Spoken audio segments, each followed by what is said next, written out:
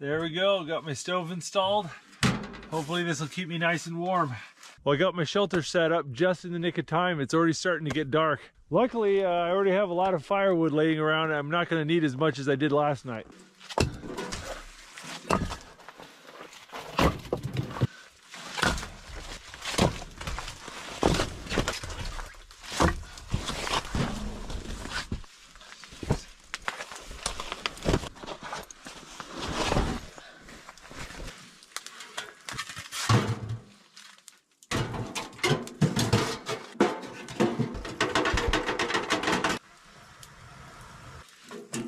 I am almost completely out of water, so we're gonna go melt some snow.